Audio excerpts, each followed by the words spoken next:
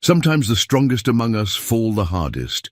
Ilara once commanded boardrooms and flew jets with fearless confidence, but now she sits in a wheelchair at a quiet airstrip, watching planes take off with empty eyes. Then Jace arrives, a single dad with a worn flight suit and cracked helmet. He tells her simply, "I'll help you fly again." She laughs, but as he shares his own story of loss and rebuilding, something changes. With his daughter's encouragement and a modified cockpit, Ilara faces a question that could change everything. But can a broken pilot really help a broken woman soar again? Before we jump back in, tell us where you're tuning in from, and if this story touches you, make sure you're subscribed because tomorrow I've saved something extra special for you. The cracked helmet sat on the dashboard of Jace's pickup truck, like a talisman from another life. He'd worn it through countless missions, through training exercises that pushed men beyond their limits, through the kind of flights that never made it into official reports. Now it rode shotgun with him to civilian jobs, its scratched visor reflecting a different kind of purpose. Jace Morrison had learned long ago that some scars run deeper than what shows on the surface. At 42, his weathered hands told stories of rebuilding engines in desert heat and changing diapers at 3 in the morning. The lines around his eyes spoke of laughter with his daughter and the weight of raising her alone since birth. His wife, Sarah, he still couldn't say her name without a catch in his throat, had given him the most precious gift imaginable before leaving this world 12 years ago. "Dad, you're doing that thing again," Ivy said from the passenger seat, her voice carrying the gentle wisdom that seemed to skip generations. At 12, she possessed an intuitive understanding of people that amazed him daily. Her auburn hair caught the morning light as they drove toward Meridian Airfield, and he noticed again how much she looked like her mother. "What thing?" he asked, though he knew exactly what she meant, that thinking too hard face. "The one where you scrunch your eyebrows like you're trying to solve world hunger." Jace smiled despite himself. "Maybe I am solving world hunger." "Right, by flying old planes to their retirement homes." She grinned at him with that infectious joy that made everything worthwhile. "Tell me again why we're going to this fancy airstrip instead of Dad's regular jobs." "Because this job pays well enough to fix the roof before winter," he said, though that wasn't the complete truth. Something about the phone call from Meridian Aviation had intrigued him. The woman on the line, Ms. Cross, she'd called herself, had been professional but had seemed to be holding something back. She'd mentioned the owner wanted to meet the ferry pilot personally before authorizing the aircraft transfers. The Meridian airfield stretched before them like a testament to precision and wealth. Unlike the small municipal airports where Jace usually worked, this place gleamed with corporate efficiency. Hangars lined the tarmac in perfect rows, their surfaces reflecting the morning sun. Private jets sat arranged like expensive jewelry in a display case. "Wow," Ivy breathed, pressing her face to the window. "This is where rich people keep their planes?" "Some of them." Jace parked near the main terminal building, a structure of glass and steel that seemed to reach toward the sky with architectural ambition. "Remember what we talked about? Be polite, don't touch anything expensive, and let you do the talking unless someone asks me a direct question." She recited their standard rules for professional meetings. "Got it, Dad." They walked across the tarmac together, Jace carrying his flight bag and that cracked helmet. The morning air carried the familiar scent of aviation fuel and possibility, a combination that never failed to stir something deep in his chest. This was his element, had been since his first solo flight at 17. The military had refined his skills and taught him precision under pressure, but the love of flight itself had been born much earlier. "Mr. Morrison?" They turned to see a woman approaching from the terminal building. Mid-30s, professional attire, clipboard in hand, clearly the Ms. Cross from the phone call. Behind her, at a distance that seemed somehow intentional, sat another figure. Jace's attention was drawn immediately to the woman in the wheelchair. Even seated, her bearing spoke of authority and intelligence. Her dark hair was pulled back in a practical style, and she wore a simple blazer that somehow managed to look both professional and defiant. But it was her eyes that caught him. steel grey, and measuring everything with the intensity of someone who had learned not to trust easily. "That's her," Ms. Cross said quietly as they approached. "Ms. Blackstone, she owns all of this." She gestured toward the hangars and aircraft. "Built Meridian Aviation from nothing after she got out of the Air Force 15 years ago. Before the accident, she was flying corporate jets, test piloting experimental aircraft, running board meetings." "What happened?" Ivy asked, her natural curiosity overriding their earlier conversation about letting him do the talking. Ms. Cross glanced at Jace uncertainly. He nodded for her to continue. "Plane crash 18 months ago. Mechanical failure during a test flight of a new corporate jet prototype. She managed to save the aircraft and get it down, but the impact damaged her spine. She's been," she paused, searching for the right words, "adjusting to her new circumstances." Jace studied the woman from this distance. Ilara Blackstone sat watching aircraft operations on the far side of the field with an expression he recognized. It was the look of someone who had lost something fundamental to their identity and was still figuring out how to exist without it. He'd worn that same expression in the months after his wife died, when the simple act of making breakfast had seemed insurmountable. "She wants to meet every pilot who handles her aircraft personally," Ms. Cross continued. "Says she needs to look them in the eye, assess their competence herself. Most of the ferry pilots find it intimidating," Jace suggested. "That's putting it diplomatically." They began walking toward where Ilara sat, positioned near a large hangar. As they drew closer, Jace could see more details. Her hands gripped the wheels of her chair with unconscious strength. Her gaze tracked every aircraft movement with the precision of someone who understood exactly what she was seeing. This wasn't someone who had given up. This was someone who had been forced to step back but hadn't stopped caring. "Ms. Blackstone," Ms. Cross called out when they were still several yards away. "This is Jace Morrison, the ferry pilot for the Cessna Citations." Ilara turned toward them, and Jace felt the full weight of her assessment. Those grey eyes took in everything, his posture, his gear, the way he walked, probably drawing conclusions about his experience and reliability before he'd said a word. "Mr. Morrison." Her voice carried authority despite the circumstances. "I understand you'll be taking 3 of my aircraft to their new homes." "Yes, ma'am. 2 going to a flight school in Colorado, 1 to a charter company in Arizona." He met her gaze directly, neither challenging nor deferential. "I've reviewed the aircraft logs and flight plans. All 3 are in excellent condition. They should be. I maintain my fleet better than most people maintain their cars." Something that might have been approval flickered across her features. "Ms. Cross tells me you're former military." "Air Force, yes, ma'am. Flew C-130s mostly, some fighter experience. Combat?" Jace hesitated. This was territory he rarely discussed, especially not in front of Ivy. "Some overseas deployment, yes." Ilara nodded as if this confirmed something she'd suspected. "And now you ferry civilian aircraft to pay the bills." "It's honest work," he said simply. "Keeps me in the air, lets me spend time with my daughter." For the first time, Ilara's attention shifted to Ivy, who had been uncharacteristically quiet during this exchange. "And you are?" "Ivy Morrison, sir. I mean, ma'am." Ivy stepped forward with the confidence that had never failed to make Jace proud.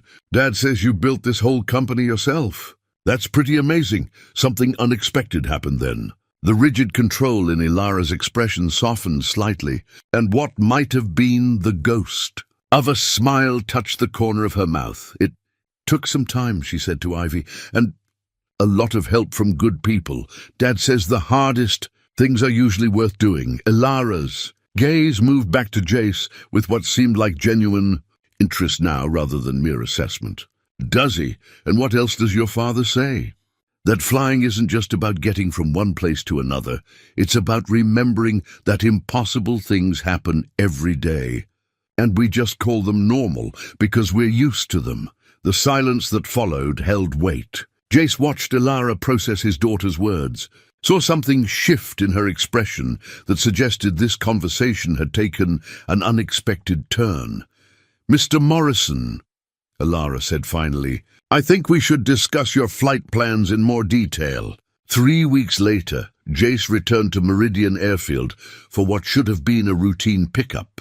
The morning fog clung to the runway like reluctant memories, and he found Ilara in the same spot where they'd first met, positioned near the main hangar, watching the sky with that familiar mixture of longing and resignation.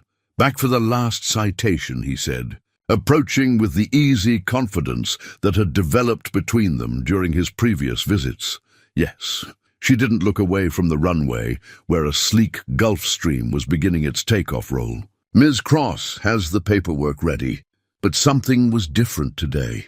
The usual crisp professionalism in her voice carried an undertone he couldn't quite identify. Frustration, perhaps, or barely contained anger. Her hands gripped the armrests of her wheelchair with white-knuckled tension. "Everything all right?" Ilara turned to face him then, and he saw something in her eyes that hadn't been there before, a desperate kind of hunger that spoke of decisions being made in the dark hours before dawn. "Mr. Morrison, Jace, I have a proposition for you." He waited, sensing this was important. "I've been watching you work these past weeks. The way you handle the aircraft, the care you take with pre-flight inspections, the respect you show for the equipment." She paused, seeming to gather herself for whatever came next. "I want to hire you for a different kind of job." From her bag, she pulled out a folder thick with blueprints and technical specifications. With precise movements, she spread the papers across a portable table that Ms. Cross had apparently positioned there earlier. "Modified cockpit controls," Ilara said, her voice gaining strength as she moved into technical territory. "Hand-operated rudder controls, adapted throttle systems, specialized seating configurations. Everything needed to allow a pilot with limited mobility to safely operate an aircraft." Jace studied the blueprints with growing amazement. The engineering was brilliant. Elegant solutions to complex problems, workarounds that maintained safety while providing functionality. This wasn't theoretical work or wishful thinking. These were professional-grade modifications designed by someone who understood both aviation and adaptation. "You designed these?" "Over the past 18 months. I've had time to think." The bitter edge in her voice couldn't quite hide the pride in her work. "The modifications are tested, approved by FAA consulting engineers, and ready for implementation." "Implementation on what aircraft?" "That citation you're here to ferry." She pointed toward the hangar where the aircraft waited. "I want you to oversee the modifications, test the systems, and then," she took a breath that seemed to cost her something, "teach me to fly again." The request hit him like unexpected turbulence. Jace had trained pilots before, both in the military and civilian contexts, but this was different. This was asking him to help someone reclaim a piece of their soul. "Ilara, I'm honored that you'd consider me for something like this, but before you say anything else, let me show you something." She wheeled herself toward the hangar, moving with a determination that suggested this conversation had been rehearsed. Inside, the citation sat surrounded by equipment and parts that Jace recognized as specialized aircraft modification components. But it was the man working near the aircraft who surprised him. "Marcus Hendricks," the mechanic said, extending a grease-stained hand. "Former Navy aviation maintenance, now the guy who makes impossible things work." "Marcus has been helping me prepare for this," Ilara said. "The modifications we're discussing aren't experimental. They're based on systems already proven with disabled veterans who've returned to flight status." Marcus nodded toward a corner of the hangar where additional equipment waited. "I worked on similar adaptations when I was stationed at Bethesda. Helped 3 pilots get back in the air after combat injuries. It's not easy, but it's definitely possible." Jace walked around the citation, examining the proposed modification points. The work was professional grade, the kind of precision engineering that spoke to both safety and functionality. But the technical aspects weren't what concerned him. "This isn't just about flying again, is it?" he asked Ilara. She was quiet for a long moment, her gaze fixed on the aircraft. 18 months ago, I was testing a prototype corporate jet for potential acquisition. Everything went wrong at once. Hydraulic failure, electrical problems, engine issues. I managed to get it down in a field outside Phoenix, saved the aircraft, and probably a few lives on the ground. That sounds like exceptional piloting. The investigators agreed. Pilot error was ruled out completely. Mechanical failure, they said. Bad luck. Her voice carried a weight that suggested there was more to the story. But the board of directors at Meridian Aviation didn't see it that way. They saw their CEO in a wheelchair, unable to do what she'd built a reputation on. They've been patient, but patience has limits. The pieces were beginning to form a picture he didn't like. They're pressuring you. They're protecting the company, they say, making difficult decisions in difficult circumstances. She turned her chair to face him directly. In 6 months, there's going to be a vote on my continued leadership. If I can't demonstrate that I'm still capable of doing what I've always done, they'll remove me from the position I created. That's legal, probably necessary from a business standpoint. The resignation in her voice was perhaps the most heartbreaking thing he'd heard in years. Unless I can prove them wrong. Jace studied her face, seeing past the controlled exterior to the woman underneath, someone who had built something meaningful and was watching it slip away, not because of her choices, but because of circumstances beyond her control. What exactly are you asking me to do? Help me fly again, publicly, demonstrate that my capabilities as a pilot haven't been diminished by my physical limitations. She gestured toward the blueprints. The modifications are sound. The aircraft is perfect for the conversion, and I still remember everything I ever knew about flying. I just need someone to help me bridge the gap between what I was and what I can become. The hangar fell quiet, except for the distant sound of aircraft operations outside. Jace felt the weight of the decision settling on him, not just the professional implications, but the human ones. This wasn't a simple training contract. This was someone asking him to help them reclaim their life. There are risks, he said carefully. Not just to you, but to your reputation, your company, your future. If something goes wrong, if I don't try, I lose everything anyway. Her voice carried the quiet conviction of someone who had exhausted all other options. At least this way, I go down fighting. Marcus cleared his throat from across the hangar. For what it's worth, the lady knows what she's doing. I've seen a lot of pilots in my time, and she's got the instincts. The modifications will work. I'd stake my reputation on it. Jace looked between them, these two people who had clearly been planning this conversation for some time. The smart thing would be to decline politely, collect his fee for ferrying the citation, and move on to the next job. The safe thing would be to avoid getting involved in what could become a very public failure. But as he looked at Elara, seeing the carefully controlled hope in her eyes, the determination that reminded him of his own daughter's refusal to accept limitations, he thought about what Ivy had said. During their first visit, the hardest things are usually worth doing. When do we start? The original pilot license lay in Elara's lap like a piece of archaeology from a different life. The photograph showed a younger version of herself, confident, uncompromising, with eyes that held no doubt about her place in the world. Now 6 weeks into their training regimen, she traced the edges of that license with fingers that had relearned to grip aircraft controls. "You're staring at that thing again," Jace observed from his position beside the modified citation. The aircraft had been transformed over the past month, its cockpit now equipped with hand-operated rudder controls and adapted instruments that Marcus had installed with surgical precision. Just remembering who I used to be. Maybe the question isn't who you used to be, but who you're becoming. Dr. Rivera emerged from the hangar's makeshift physical therapy area, wiping her hands on a towel. The physical therapist had been skeptical when Elara first approached her about aviation-specific conditioning, but had quickly become one of their strongest advocates once she understood the scope of the project. "Range of motion is improving," she announced, checking items off her ever-present clipboard.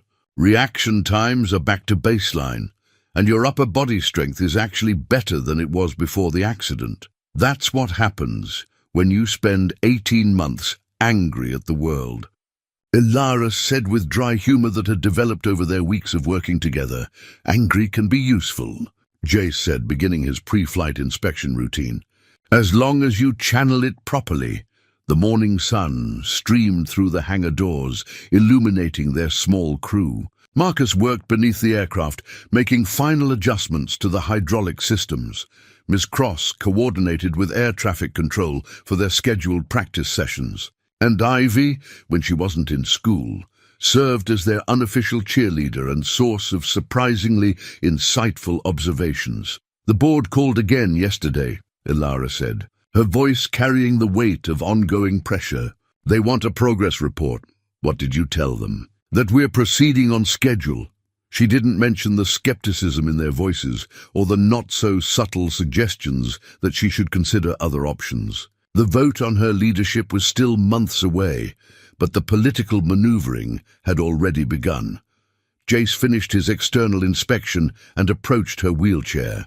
Over the past weeks, they had developed an efficient routine for getting her transferred into the modified cockpit. The process required trust. Her trust in his steadiness, his trust in her ability to manage the transfer safely. Ready for today's lesson? Ground taxi practice again? Ground taxi practice until it becomes as natural as breathing, he confirmed. Then we moved to pattern work. The transfer into the cockpit had become smoother with repetition, but it still required careful coordination. Ilara's upper body strength had indeed improved dramatically, and she could now manage most of the process independently. The modified seat and controls had been positioned to accommodate her specific needs while maintaining all safety protocols. Once settled, she began the familiar ritual of the pre-flight checklist. Her hands moved over the controls with growing confidence, muscle memory reasserting itself despite the modifications. The hand-operated rudder controls had taken weeks to master, but now they responded to her touch with precision. Engine start checklist, Jay said from the right seat, his voice taking on the measured cadence of instruction. Beacon on. Area clear. Fuel pump on. Mixture rich. Prop area clear. Her responses came automatically. The procedures embedded so deeply that even 18 months away hadn't erased them. The engine caught and settled into a steady rhythm that seemed to resonate through her entire body. For a moment she closed her eyes and let the familiar sounds and vibrations wash over her. This was home, had always been home, in a way that boardrooms and corporate offices never could be. How does it feel? Jace asked quietly, like remembering how to breathe. They began their taxi practice, moving slowly across the ramp toward the practice area Marcus had set up with cones and markers. The hand controls responded smoothly, though Ilara still had to think consciously about each input, rather than relying on instinct. Left turn to taxiway Alpha, Jace instructed. She worked the hand controls, feeling the aircraft respond. Not perfect, there was still a slight overcorrection that required adjustment, but competent, safe. The realization brought a surge of something she hadn't felt in months. Genuine hope. Better, Jace observed. You're starting to trust the controls instead of fighting them. It's strange, having to relearn something I could do in my sleep. Not relearning, he corrected. Adapting. There's a difference. You still know how to fly, you're just learning a new language for talking to the aircraft.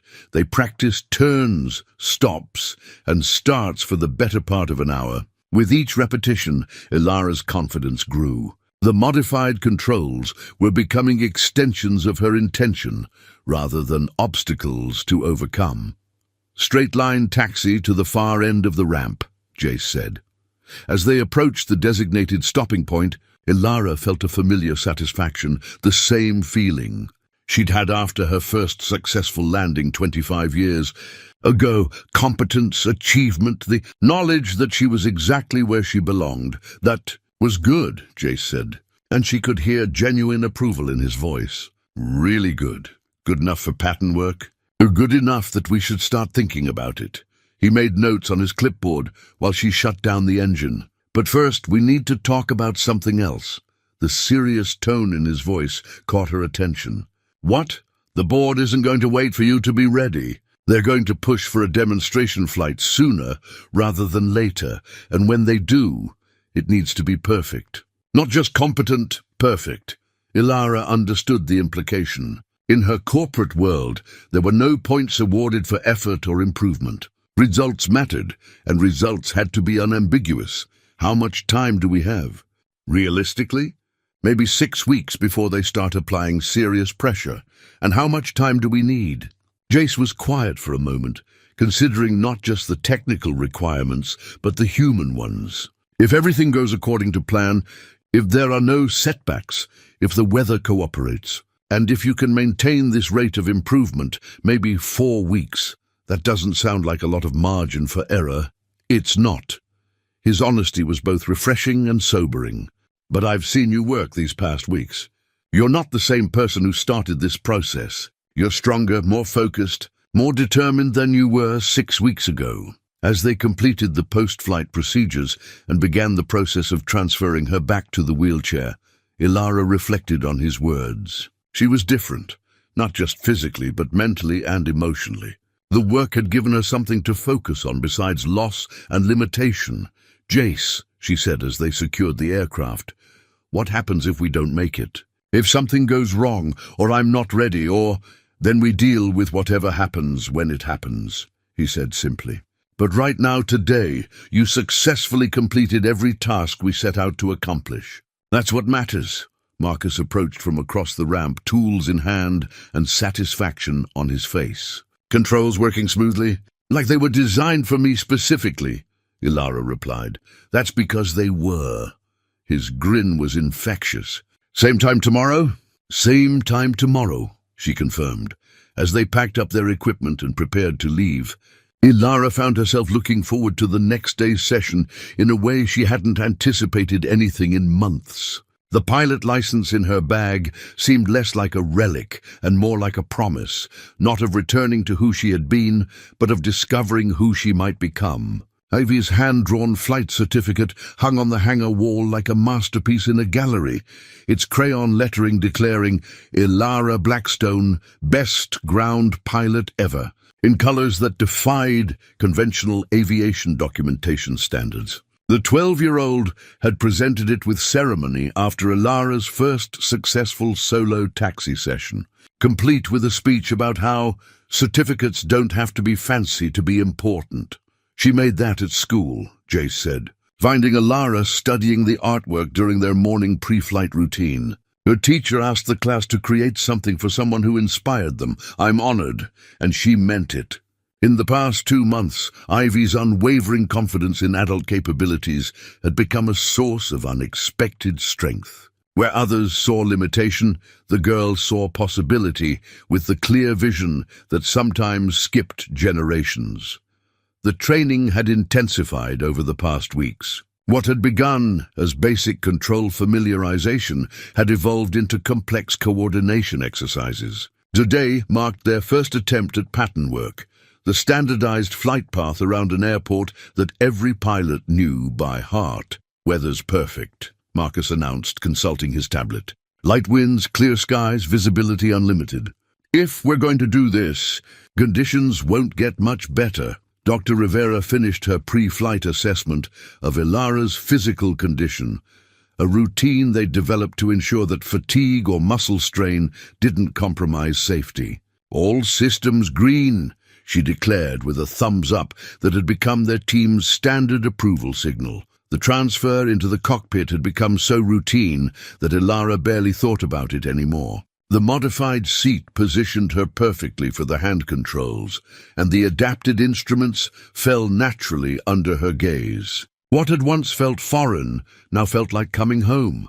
Pre-flight complete, she reported, scanning the familiar checklist that had guided thousands of flights over her career. All systems normal. Ground control. Meridian 77 Alpha requesting taxi for pattern work, Jace transmitted, his voice carrying the professional calm that made him such an effective instructor. Meridian 77 Alpha, taxi runway 27, contact tower when ready.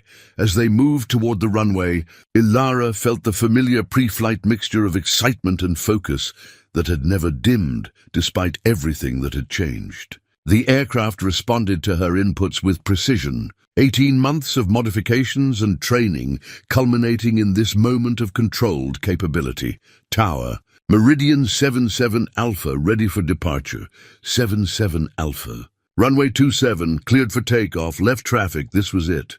The moment when theoretical preparation became practical demonstration. Ilara aligned the aircraft with the runway centerline, her hands steady on the controls, despite the magnitude of what they were attempting. Your aircraft, Jace said quietly. The traditional transfer of control that every pilot recognized. My aircraft, she confirmed, throttle forward. The engine responded with familiar authority, pushing them down the runway with gathering speed. The hand-operated rudder controls kept them tracking straight, despite the crosswind that would have challenged even an uninjured pilot. Rotation speed. Back pressure on the yoke. The ground fell away beneath them, as if it had been waiting patiently for this moment to arrive. Positive rate. Gear up, Jace called out, following the standard procedures that had guided countless flights, but Ilara barely heard him. She was flying again, not just operating an aircraft, but truly flying with all the freedom and possibility that word contained. The sensation was overwhelming, like remembering a language she thought she'd forgotten. How does it feel? Jace asked, his voice carrying genuine curiosity rather than clinical assessment. Like the last 18 months were just a very long ground delay. They climbed to pattern altitude. The familiar geometry of airport operations spread below them. Other aircraft shared the sky, their pilots unaware that they were witnessing something that many had believed impossible. The radio chatter provided a comforting background of professional communication, placing them firmly in the community of aviators that had always been Ilara's true home. Turning crosswind, she announced, banking the aircraft into the standard traffic pattern. The modified controls responded smoothly, her adaptations now feeling natural rather than compensatory. Downwind leg, level at pattern altitude. The landing checklist unfolded with practiced efficiency. Gear down and locked, flaps extended, approach speed stabilized. Every parameter fell into place, as if the aircraft itself remembered how this was supposed to work. Turning base leg. Below them, she could see their ground crew positioned near the hangar, Marcus with his binoculars, Dr. Rivera with her stopwatch, Ms. Cross coordinating with the control tower. They looked impossibly small from this altitude, but their presence provided an anchor of support that made everything possible. Final approach. Runway 27 in sight. The landing was not perfect. There was a slight bounce on touchdown that made her grimace with professional embarrassment, but it was safe, controlled, and entirely adequate. As they rolled out and turned off the runway, Ilara felt a surge of accomplishment that had nothing to do with ego and everything to do with reclaimed capability. Meridian 77 Alpha. Taxi to parking, contact ground on 121.9. Nice work, Jace said as they completed the after-landing checklist. That bounce was completely within normal parameters, by the way. I've seen airline captains do worse on their check rides. It felt rusty. It felt like flying. His observation carried weight because she knew he wouldn't offer empty reassurance. You just completed your first pattern flight since the accident. That's not rusty. That's remarkable.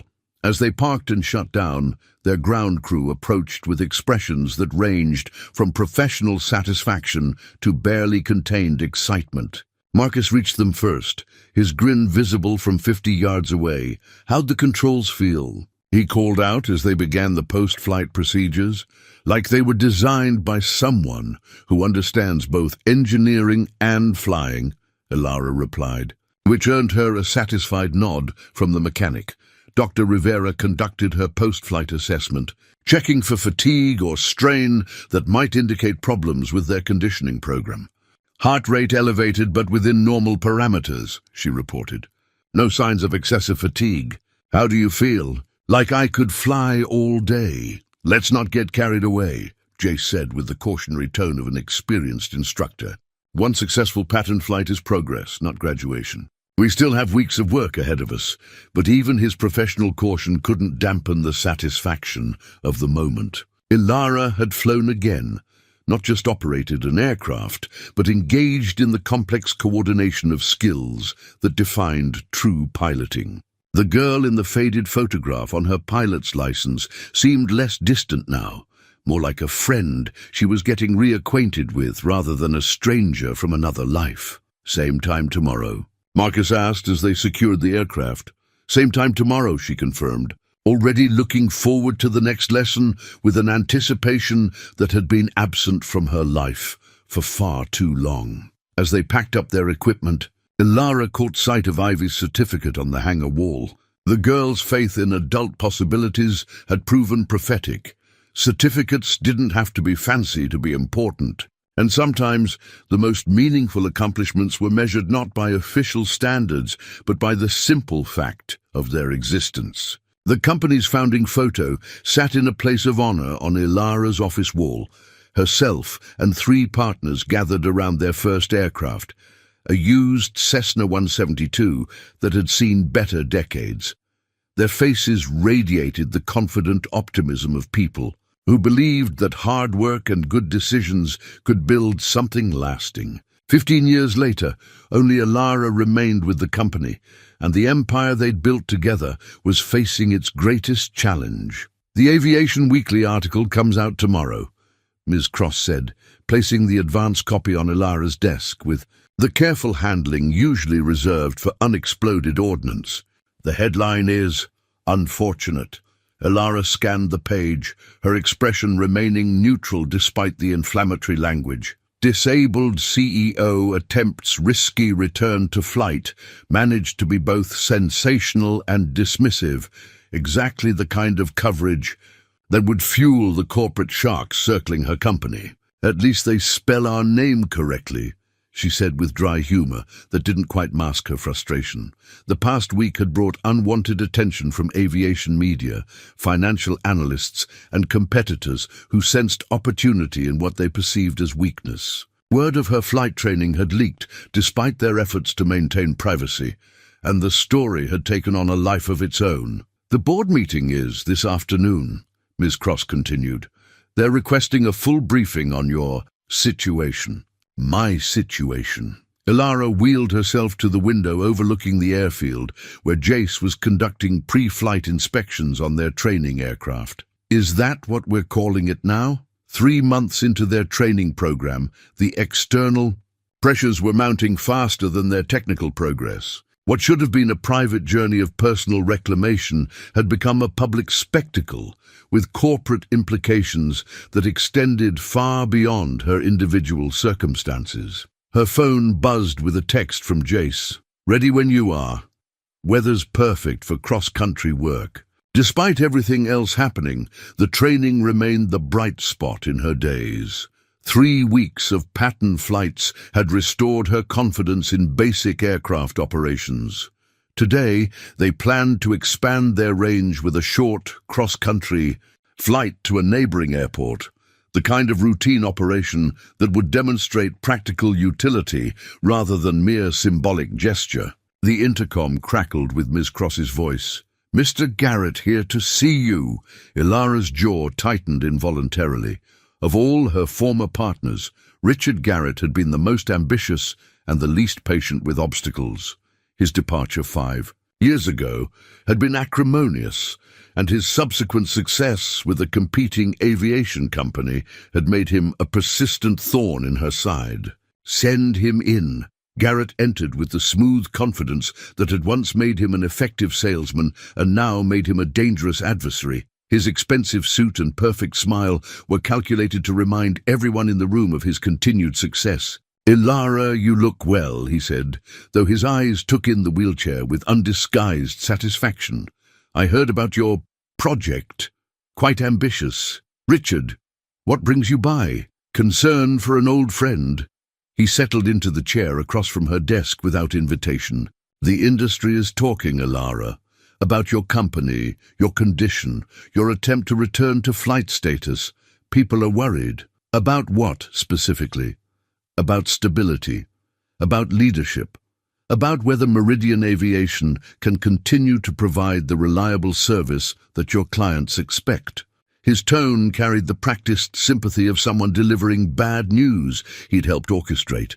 "I've had several inquiries from your major accounts. They're concerned about continuity. The implication was clear.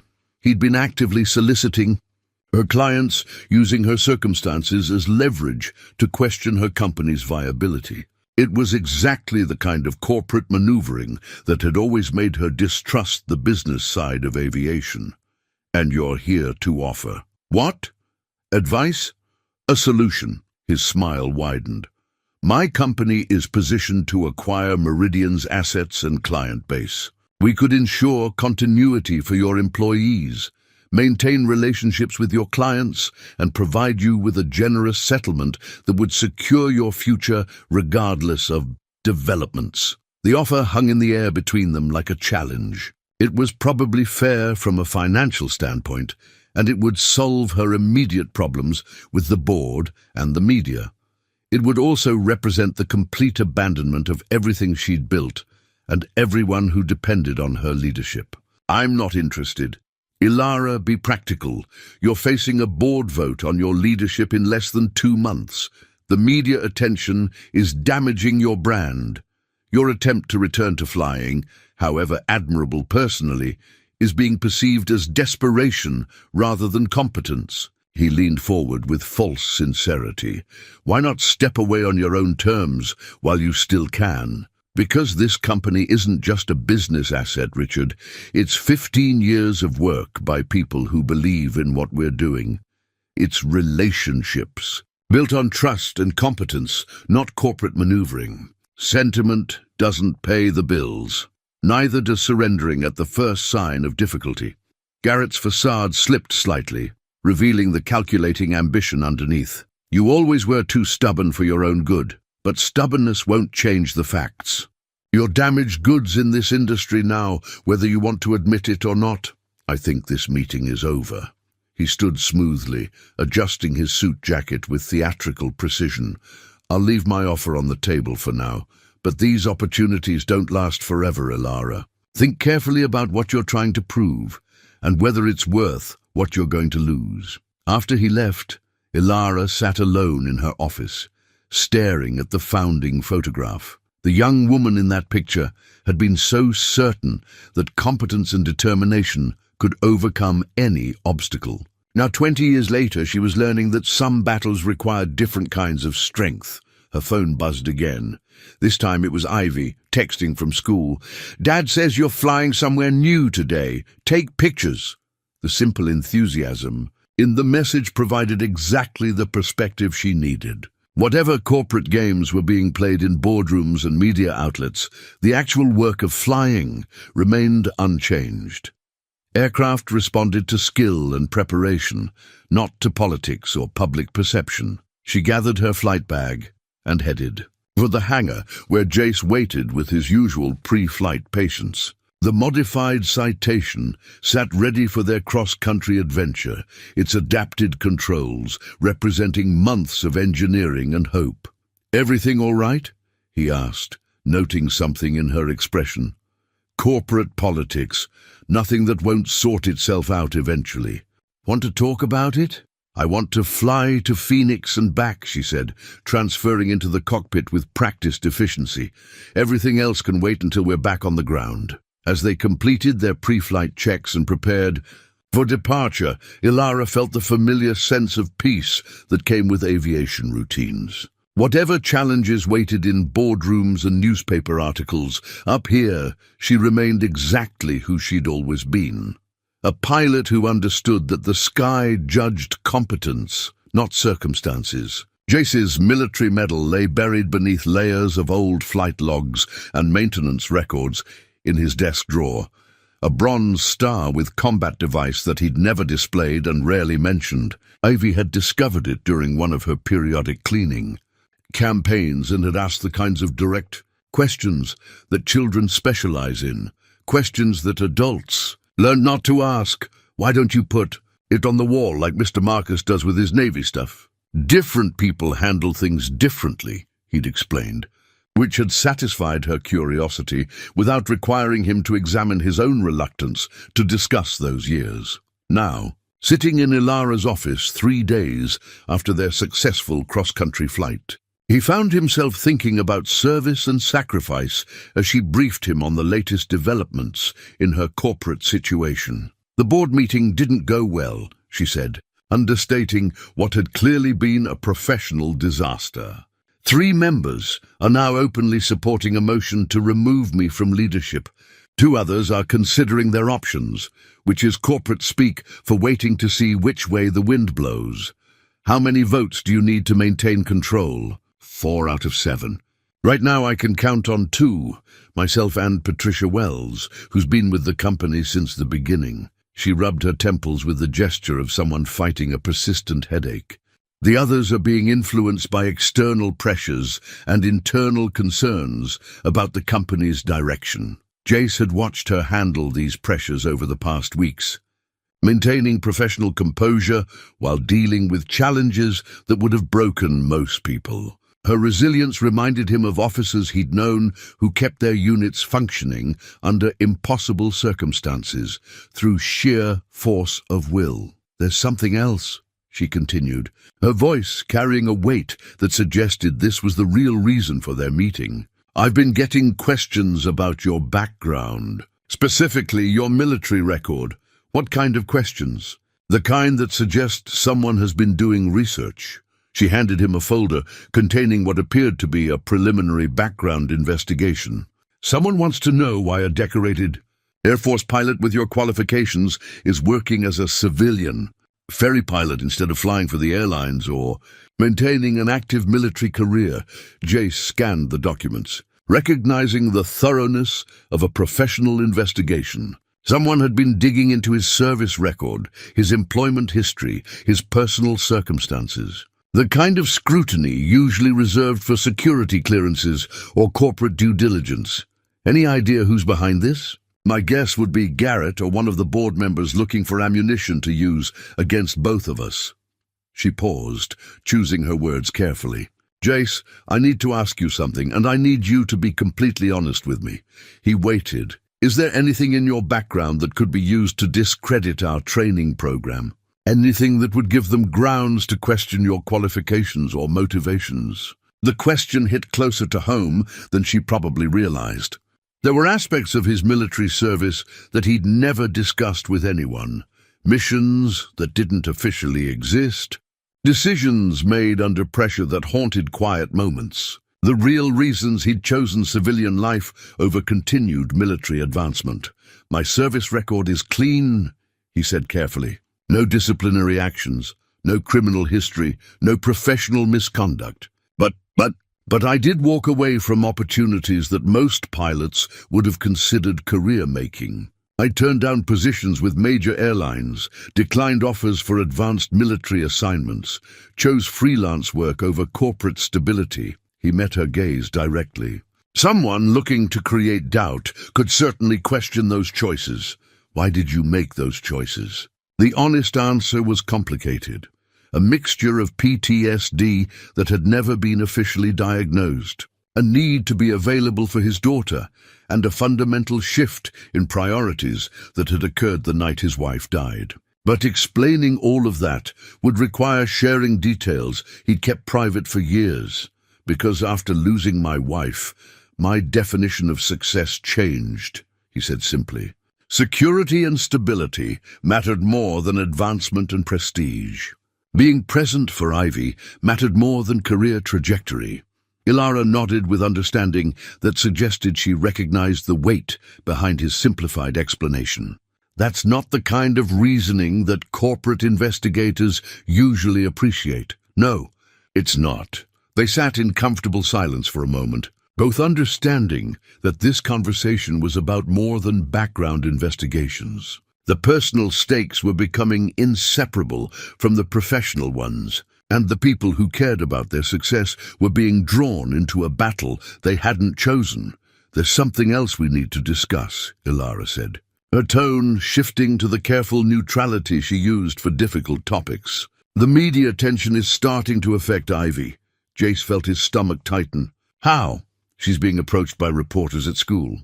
Classmates are asking questions about her father and the disabled lady he's teaching to fly." Ilara's voice carried anger that had nothing to do with her own circumstances and everything to do with protective instinct. Yesterday, a photographer tried to take pictures of her waiting for the school bus. The news hit him like a physical blow. He'd been so focused on helping Ilara navigate her challenges that he'd failed to consider how the publicity might affect his daughter. The realization brought a rush of guilt and protective anger that made it difficult to think clearly. "I should pull out," he said immediately. "This isn't worth putting her through." "Don't!" Ilara's interruption was sharp enough to cut through his escalating worry. "Don't make decisions based on fear, and don't let them use your daughter as leverage against us. This isn't about them using leverage. This is about protecting your daughter, the same daughter who told me that the hardest things are usually worth doing." She leaned forward in her wheelchair, her intensity commanding his full attention. "The same girl who made me a certificate because she believed I could fly again before I believed it myself." The reminder of Ivy's unwavering faith provided perspective that his protective instincts had temporarily obscured. His daughter had been proud of their work, excited about Ilara's progress, invested in their success in ways that went beyond simple childhood enthusiasm. "She believes in what we're doing," Ilara continued. "And she's stronger than you're giving her credit for. But she's also watching to see how you handle pressure, how you respond to people who try to use fear as a weapon." Jace knew she was right, but the knowledge didn't make the situation easier to accept. The military had prepared him for many things, but navigating corporate warfare while protecting his child hadn't been covered in any training manual. "What do you suggest?" "We finish what we started. We prove that competence matters more than circumstances. We show Ivy and everyone else watching that sometimes the right choice is also the difficult choice." Her voice carried the quiet conviction that had built her company and sustained her through 18 months of reconstruction.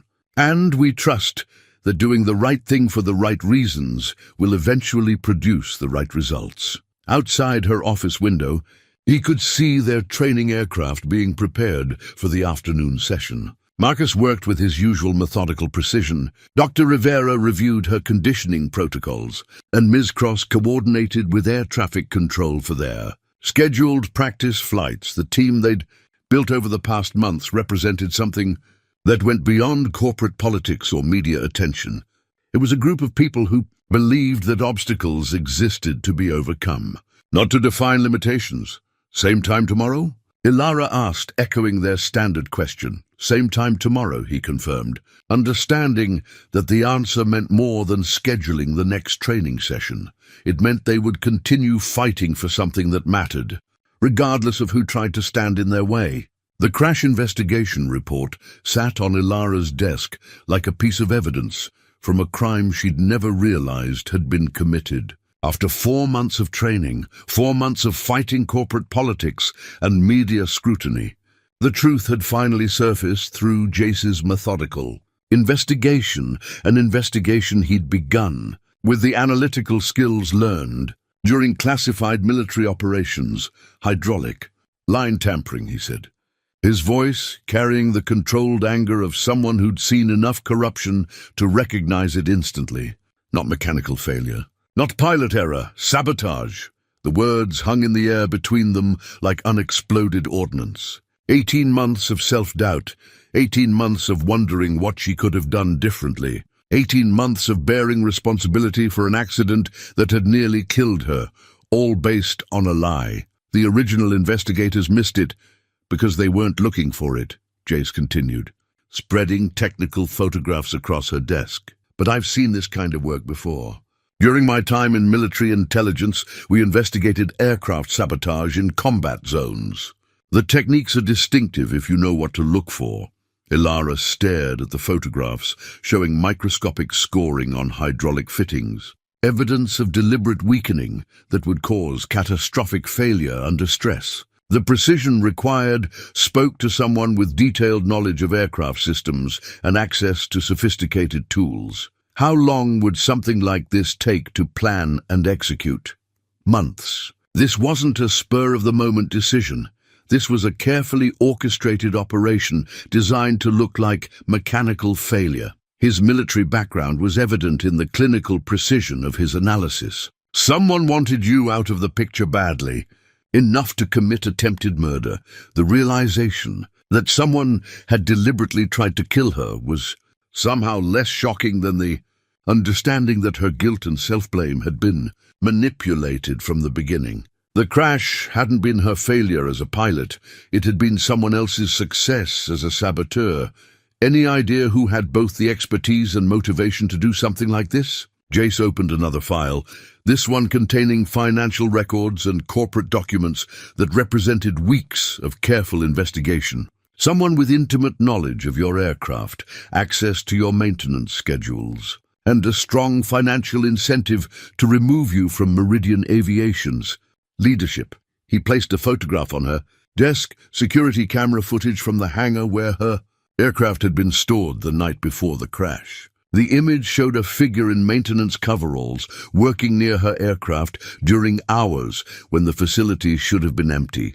The resolution isn't perfect, but enhancement software can provide enough detail for identification. He paused, letting her study the image before continuing. The person in this photograph is Richard Garrett. The world seemed to shift on its axis. Her former business partner, her current corporate rival, the man who'd offered to rescue her company just weeks ago. He'd been responsible for the crash that had changed everything. He tried to kill me. He tried to eliminate you as competition. The fact that you survived probably wasn't part of his plan. Jace's voice carried the flat certainty of someone who'd dealt with similar betrayals in other contexts. The paralysis, the damaged reputation, the corporate vulnerability, those were unintended consequences that worked in his favor. Ilara wheeled herself to the window, staring out at the airfield where she'd spent months relearning to fly. Every moment of doubt, every struggle with the modified controls, every corporate challenge and media attack, all of it had been built on Garrett's lie. The board vote, the media coverage, the questions about my leadership, all orchestrated by someone who knew exactly how to exploit the situation he created. Jace gathered the photographs with practiced efficiency. He's been playing a long game, using your accident as leverage to weaken your company and position himself for acquisition. We need to take this to the authorities. Already done. I have contacts in federal law enforcement who specialize in aviation crime. They're building a case, but they need more evidence before they can move. He met her gaze with the steady confidence that had made him such an effective instructor. In the meantime, we need to be careful. Garrett doesn't know we've uncovered his involvement, and we want to keep it that way until the investigation is complete.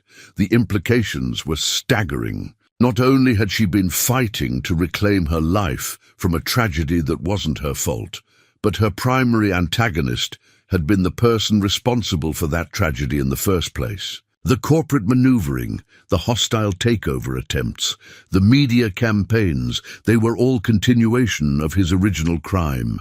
How long have you known? I started investigating 3 weeks ago when the background checks on me began. Military intelligence training teaches you to look for patterns, and there were too many coincidences.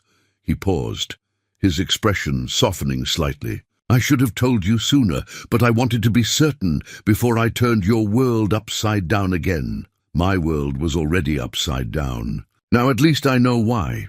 They sat in silence for several minutes, processing the magnitude of the revelation. Everything they'd been working toward, her return to flight, the corporate battles, the media attention, took on new meaning in light of Garrett's involvement. This changes everything, she said finally. How so? The flight demonstration isn't just about proving my capabilities anymore. It's about proving that his sabotage didn't succeed.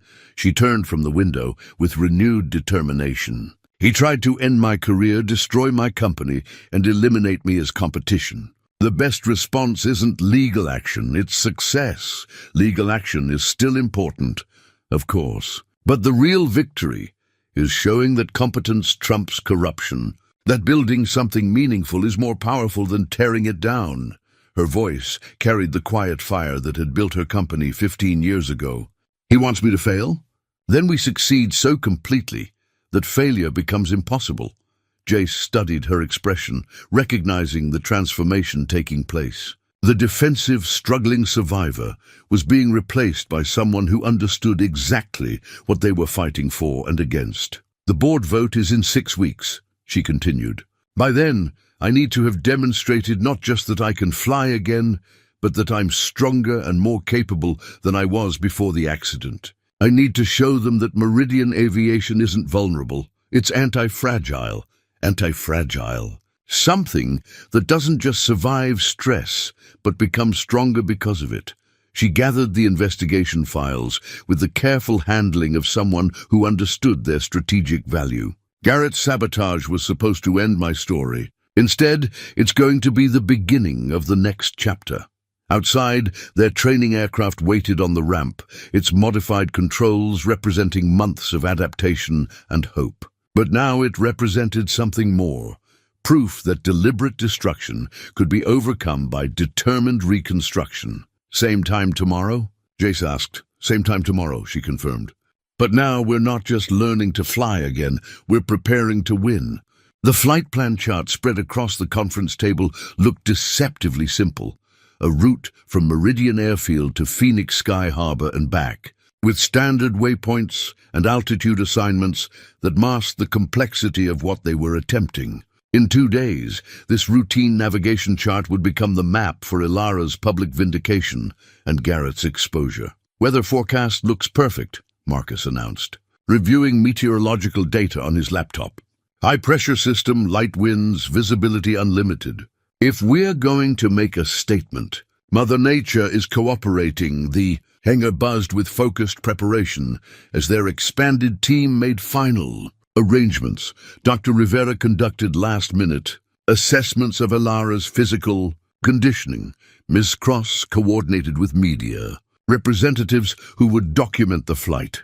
Federal investigators worked quietly in the background, positioning themselves for Garrett's arrest once Ilara's successful demonstration removed his final arguments about her incompetence. The board meeting is tomorrow afternoon, Ilara said, consulting her schedule while simultaneously reviewing approach plates for Phoenix Sky Harbor. They expect a final report on my status before calling the vote on my leadership. And they'll get one, Jace replied from his position beside the modified citation. The aircraft gleamed under hangar lights, every system checked and rechecked, every modification tested and validated. Just not the report they're expecting.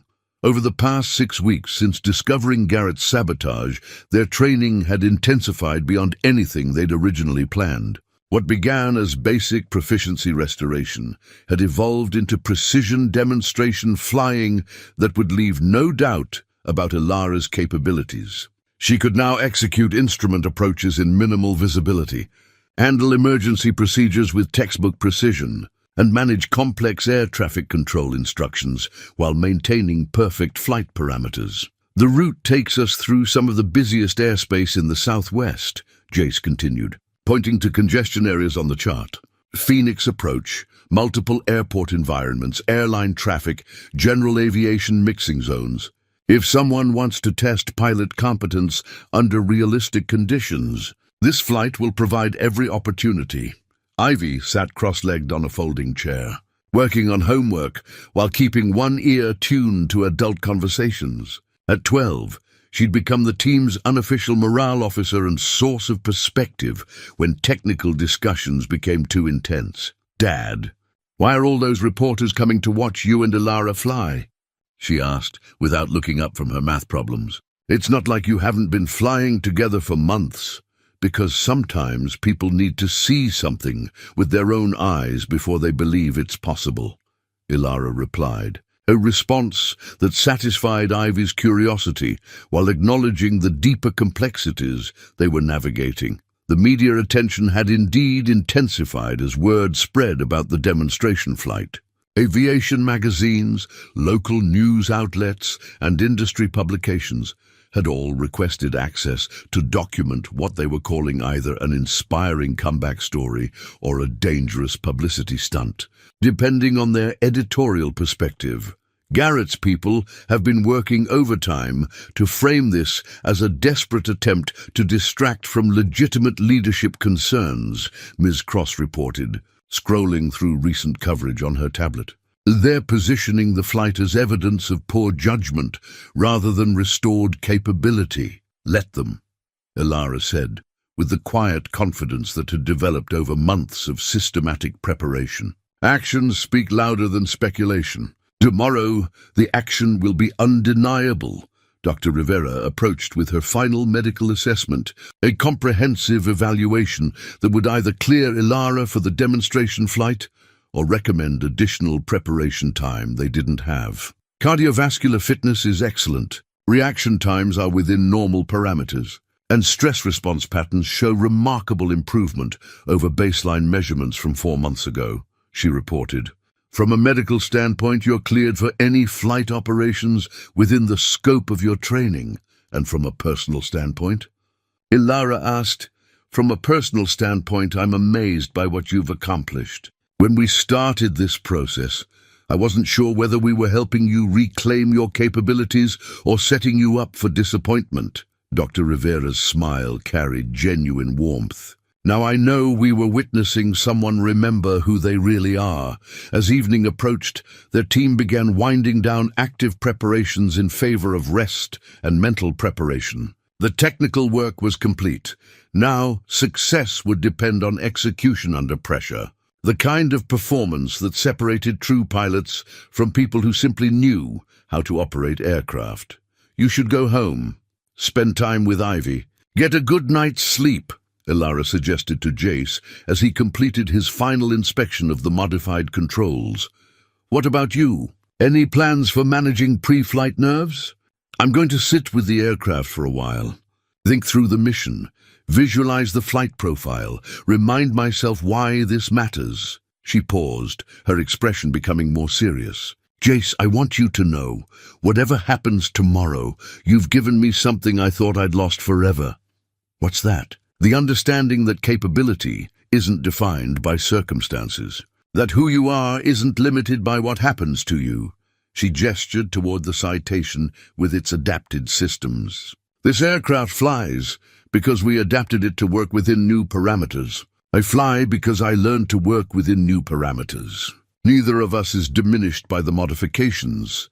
We're enhanced by them. The observation carried weight that extended far beyond aviation. Over the past months, Ilara had indeed been transformed, but not in the way her critics assumed. Rather than being limited by her wheelchair, she'd become more focused, more determined, more strategically minded than she'd ever been when physical capability had seemed unlimited.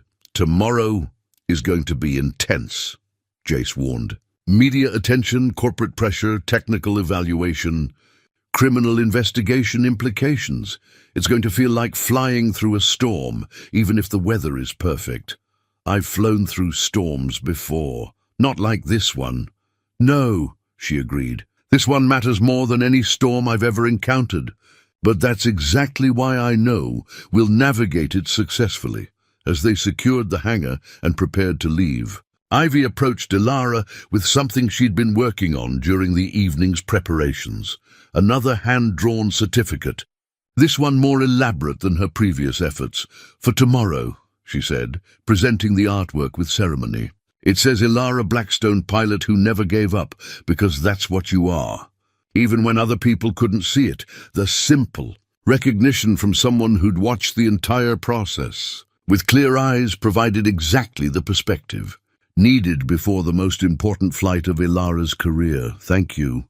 Ivy, I'll carry this with me tomorrow. Will you really? In the airplane? In the airplane, in my flight bag, and in my heart. As they walked toward the parking area, Ilara felt the familiar pre-flight mixture of anticipation and focus settling over her like a well-worn jacket. Tomorrow would bring challenges that extended far beyond normal flying operations. But tonight, she was simply a pilot preparing for an important mission. The flight plan chart in her bag represented more than navigation.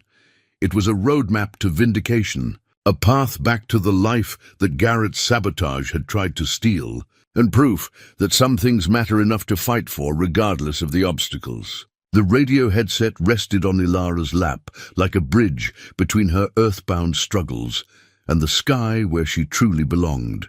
Dawnlight streamed through the hangar doors, illuminating the citation that would carry her back to the life Garrett had tried to steal. In 30 minutes, she would either reclaim her identity as a pilot or face public failure that would end her career permanently. Meridian 77 Alpha, you are cleared for takeoff runway 27. Contact departure on 124.7. Good luck up there. The tower controller's departure from standard phraseology reflected the unusual nature of their mission. Word had spread through the aviation community, and controllers, mechanics, and pilots throughout the region were following the flight that would determine whether adaptation could triumph over sabotage. Roger, cleared for takeoff runway 27. Meridian 77 Alpha. Ilara positioned the headset carefully, the familiar weight triggering memories of thousands of previous flights. But this morning felt different, charged with significance that went far beyond routine aviation operations. Through the cockpit windows, she could see media representatives positioned along the flight line, their cameras ready to document either triumph or disaster. "Pre-flight complete," she announced to Jace, who occupied the right seat with the quiet confidence that had guided her through months of preparation. All systems nominal. Weather update shows conditions remain perfect. Winds light and variable. Visibility unlimited. No traffic delays expected for our route. His voice carried the calm, professionalism that had become her anchor during the most challenging phases of training. The transfer into the cockpit had become so routine that she barely thought about it. But this morning, each movement carried additional weight. The modified seat positioned her perfectly for the hand controls that had taken months to master. The adapted instruments fell naturally under her gaze, arranged exactly as her specifications had demanded. "Ilara." Jace's voice drew her attention. "Before we start engines, I want you to remember something." She waited. "You've already won. Everything that happens from this point forward is just proof for people who need to see it with their own eyes. But you and I already know you're capable of this flight." The observation provided perspective she needed. For months, external pressures had made it feel like her worth as a pilot depended on public validation. But the truth was simpler. She had already reclaimed her capabilities during countless practice sessions when no cameras were rolling and no corporate futures hung in the balance. "Thank you," she said quietly. "For everything. Thank me after we get back." She keyed the radio for engine start clearance, her voice carrying the professional calm that had guided her through 15 years of corporate aviation. "Ground control, Meridian 77 Alpha requesting engine start. 77 Alpha, start approved. Altimeter 3002. The engine caught with familiar authority, settling into the steady rhythm that had provided soundtrack for her career. Through the thin cockpit walls, she could hear the sound that represented freedom, possibility, and the marriage of human skill with mechanical precision. "Engine parameters normal," she reported, scanning gauges that told the story of a perfectly functioning aircraft. "Oil pressure good, temperatures rising normally, electrical systems online. Taxi when ready," came the clearance from ground control. This was the moment of truth. For all their practice sessions and technical preparations, this was the first time she would operate the aircraft under public scrutiny, with stakes that extended beyond training objectives. She released the parking brake and applied power to the modified hand controls. The citation began moving with smooth precision, responding to her inputs as if it had been designed specifically for her requirements. The hand-operated rudder controls kept them tracking straight, despite a slight crosswind that would have challenged even uninjured pilots. "Looking good," Jace observed as they navigated the taxiway system toward the active runway. "Controls responding normally." Through the side windows, she could see their support team positioned near the terminal building. Marcus stood with his binoculars, monitoring their progress with professional interest. Dr. Rivera held her stopwatch, timing their taxi performance against established parameters.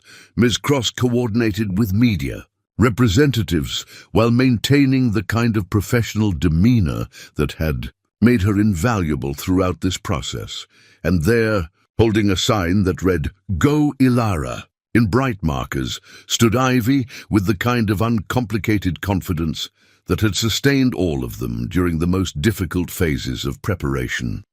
Meridian 77 Alpha. Taxi to runway 27 via taxiway Charlie. Contact tower when ready for departure. 77 Alpha. Taxi runway 27 via Charlie, contact tower. As they approached the runway, Ilara felt the familiar pre-takeoff mixture of anticipation and focus settling over her. This was where theory became practice, where months of adaptation would either prove sufficient or reveal limitations that practice hadn't uncovered. Tower. Meridian 77 Alpha ready for departure.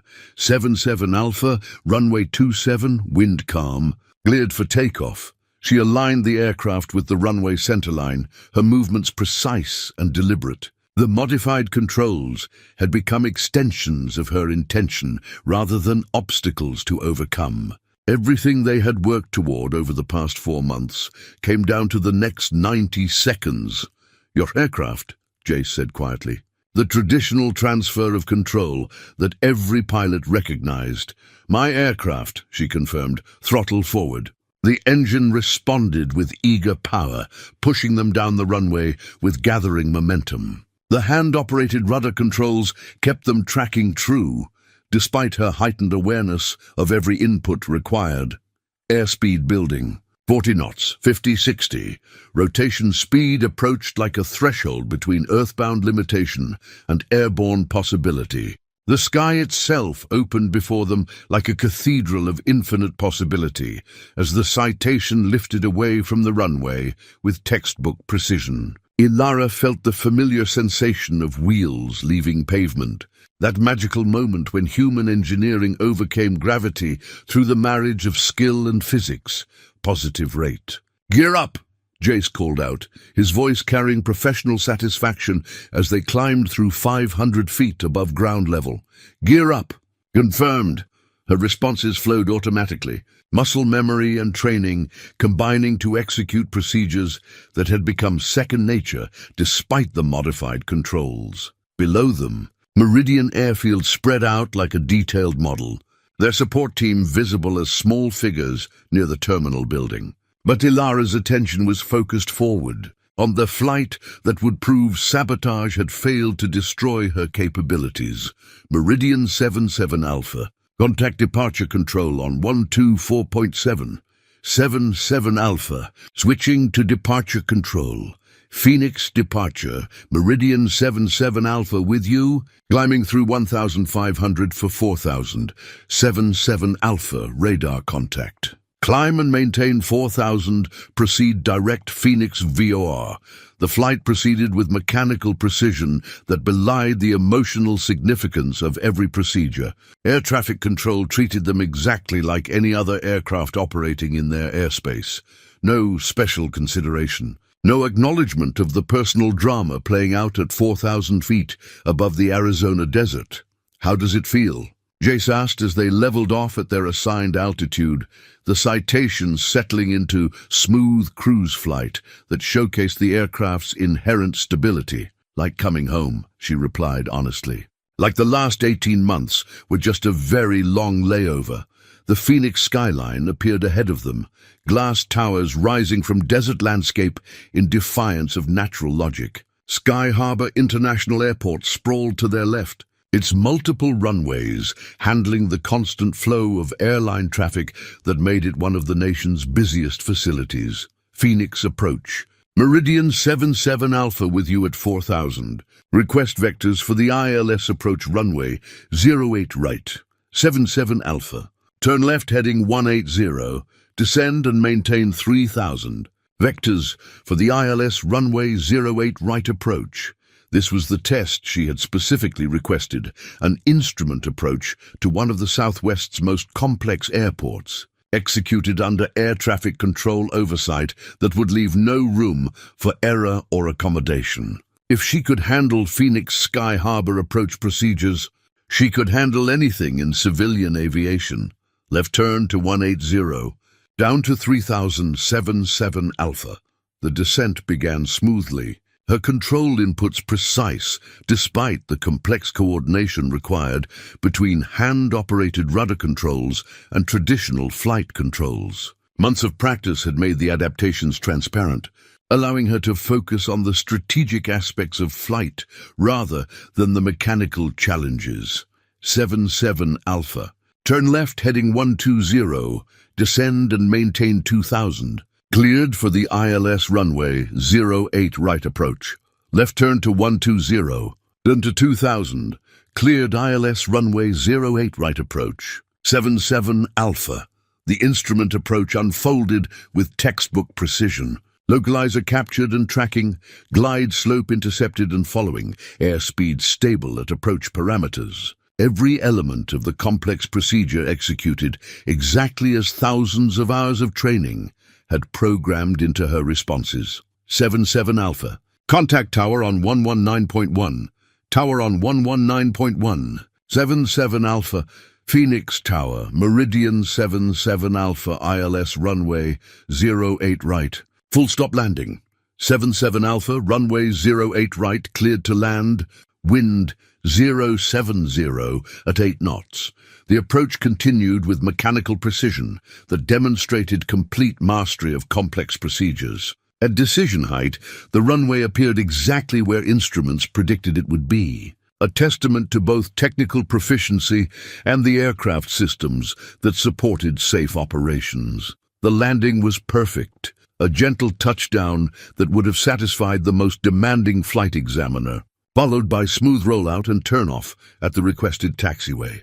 As they cleared the runway and contacted ground control for taxi instructions, Ilara felt a surge of accomplishment that had nothing to do with ego and everything to do with reclaimed capability. 77 Alpha.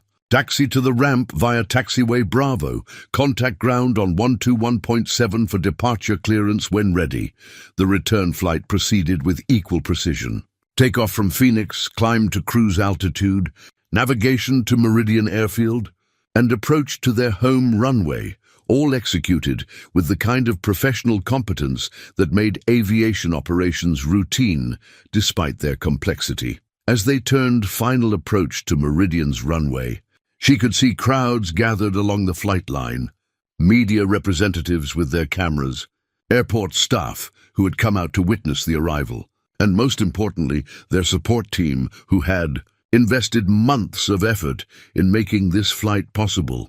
The landing was even better than their departure from Phoenix, demonstration of skill that left no doubt about pilot proficiency despite the modified aircraft systems. As they rolled out and turned toward their hangar, applause was visible if not audible through the cockpit windows.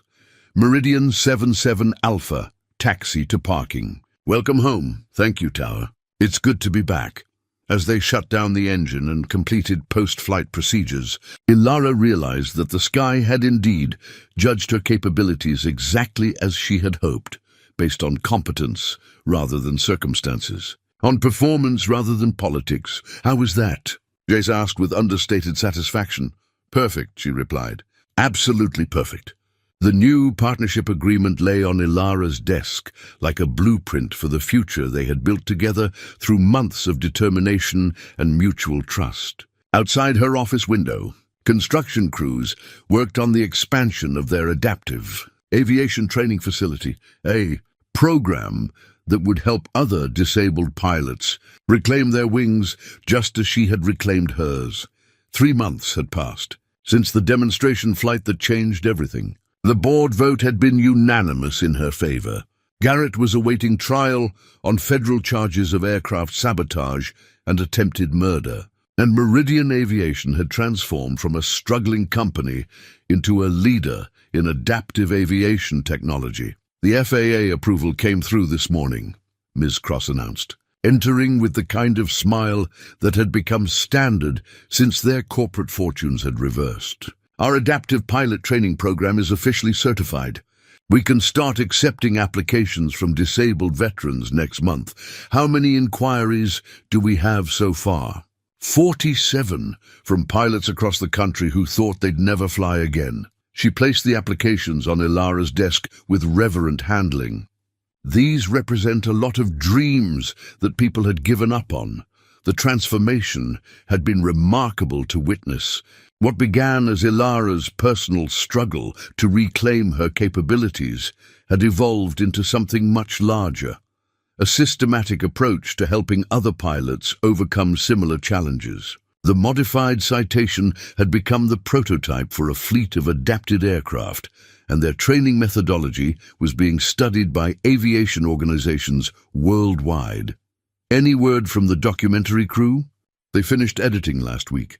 The premiere is scheduled for next month at the National Air and Space Museum.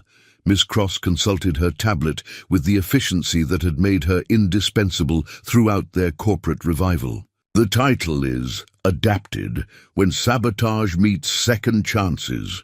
Through her window, Ilara could see Jace conducting a training session with their newest student, a former Navy pilot who had lost both legs in a helicopter crash but retained all his flying instincts. The sight of two adapted aircraft practicing formation flight represented everything they had accomplished and everything they hoped to achieve. Jace had accepted the position as chief pilot and training director, bringing Ivy into their extended aviation family with natural ease. The girl had become something of a mascot for their program, her certificates and encouragement helping other students believe in possibilities that medical reports might dismiss. The financial projections look excellent, Ms. Cross continued. Insurance companies are recognizing that our safety record equals or exceeds conventional training programs. And the government contracts for veteran rehabilitation are providing stable funding. What about Garrett's trial? Jury selection starts next week. The federal prosecutor says they have overwhelming evidence. The sabotage forensics, the financial motive, even security footage from the hangar. Her expression hardened with the satisfaction of seeing justice finally approaching. He's looking at 20 years minimum. The phone rang with their standard efficiency. Meridian Aviation Adaptive Training, this is Patricia. Ilara listened to the conversation, recognizing the pattern that had become routine over the past months. Another disabled pilot inquiring about their program. Another person hoping to reclaim something they thought was lost forever. That was a commercial airline pilot from Denver, Ms. Cross reported after ending the call. Spinal injury from a motorcycle accident 6 months ago. His company wants to know if we can help him return to flying status, schedule him for evaluation next month, and contact his employer about our corporate consultation program. The door opened to admit Dr. Rivera, who had become their full-time medical director as the program expanded beyond Ilara's individual needs. Her clipboard contained assessment reports for their current students, progress measurements that documented the human impact of their work. Success rates continue to exceed projections, she announced with professional satisfaction. 87% of our students achieve flight certification within 6 months. That's better than many conventional training programs. Any medical concerns? None significant. The psychological benefits of returning to flight status seem to enhance physical rehabilitation in ways we're still studying. She smiled with the kind of professional fulfillment that came from meaningful work. We're not just teaching people to fly, we're helping them remember who they are. The afternoon brought their weekly team meeting, a gathering that had evolved from desperate planning sessions to strategic discussions about growth and expansion. Marcus reported on aircraft modifications. Jace discussed training methodologies. Dr. Rivera covered medical protocols, and Ms. Cross coordinated business development. The most important development, Jace concluded, is that we've proven adaptation doesn't mean limitation. Our students aren't disabled pilots. They're pilots who use different techniques to achieve the same results. As the meeting concluded and their team dispersed to various responsibilities, Ilara found herself alone with the partnership agreement that represented their collective achievement. The document was more than legal paperwork. It was recognition that some victories required collaborative effort, that the most meaningful accomplishments emerged from mutual support rather than individual struggle. Ivy appeared in her doorway with the timing that suggested she'd been waiting for the meeting to end. At 15 now, she had grown into a confident teenager whose early faith in adult capabilities had been thoroughly validated. Dad says you're flying to Washington next week for the congressional hearing on adaptive aviation funding. That's right. They want to understand how federal programs can support pilots like us. Can I come? I've never seen you and Dad give speeches to important people. The request brought a smile that had become natural over their months of working together. I think that can be arranged. After all, you were part of this story from the beginning. As evening approached and the airfield settled into its nighttime rhythm, Ilara remained in her office, reviewing applications from pilots who hoped to join their program. Each file represented someone who had lost what they thought defined them, and each acceptance letter would represent the possibility of reclamation. The partnership agreement on her desk caught the last rays of sunlight streaming through her window. Tomorrow would bring new challenges, new students, new opportunities to prove that capability transcended circumstance. But tonight, she was simply a pilot who had remembered that the sky judged competence rather than condition, and that sometimes the hardest things were indeed the most worth doing. Outside, aircraft lights moved across the horizon like earthbound stars, carrying people toward destinations that represented their own forms of hope and possibility. The sight reminded her that flying had always been about more than transportation. It was about the fundamental human desire to transcend limitation and achieve the impossible. And in her modified cockpit, with her adapted controls and hard-won expertise, she had done exactly that.